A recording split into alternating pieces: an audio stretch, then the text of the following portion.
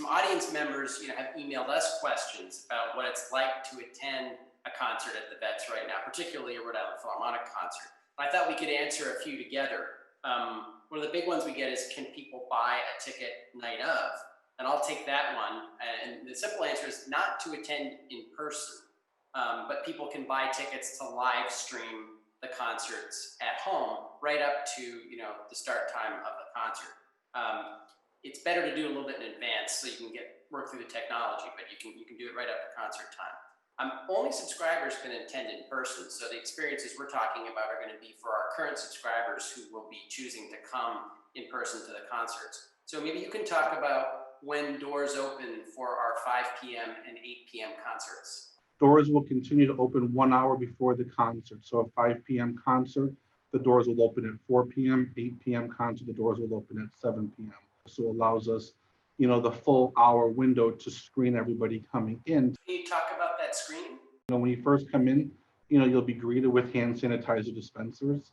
The next step will be to answer a very simple health screening. Things like, have you been exposed to anybody with COVID?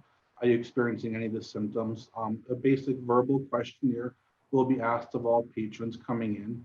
And then we'll also go through and do a non-contact temperature check. After the temperature check, we'll do our normal security check with the bags and the metal detectors, followed by the ticket scanning, which is non-contact. So we're not going to be passing tickets back and forth. Patrons will be asked to hold their tickets, or they can place them on a table right there, and then we'll have our staff scan them in. And after that, you'll be greeted with additional hand sanitizer dispensers. And, we've also gone through and changed all of our signage around the building to kind of better help people navigate their way around the lobby, to restrooms, to the aisles that their seats are located. So we've done this a couple of times now already, and for your staff and team, how has it been? Do you think it's gone well for audience members? I do. I think, although we're in a global pandemic and, there's a lot going on that is not ideal for a lot of people. I think what is nice to see is you're in a 2,000 seat building with 125 other people. Yeah. And the way that it's spaced out, it's so intimate. It's almost like, me, myself, having witnessed it, as you say now, twice, it's like a private performance in your living room. Yeah. You seem like you're just one with the orchestra. And it's such a unique opportunity that, most people will never get. And not only that, there's no lines for the bathrooms because it's only Absolutely. So that's an improvement, and they're incredibly clean too, right? We've gone through, we socially distance our restrooms, by closing every other stall or urinal. But we also go through and significantly, increased our cleaning of those spaces. You'll actually notice during the show, you might see some of our operations teams going around with foggers and misters spraying down urinals, walls, and again, focusing a lot on those touch points to make sure that everything is clean.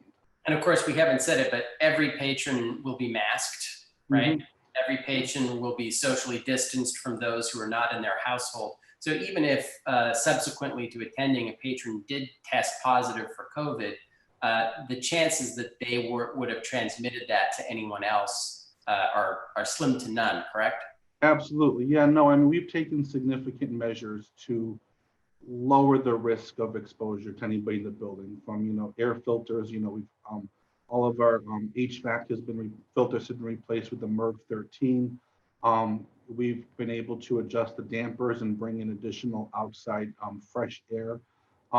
Those measures with the, disinfecting and the sanitizing and the mask requirements really keeps everybody safe for all intent purposes and lowers anybody's real risk of exposure.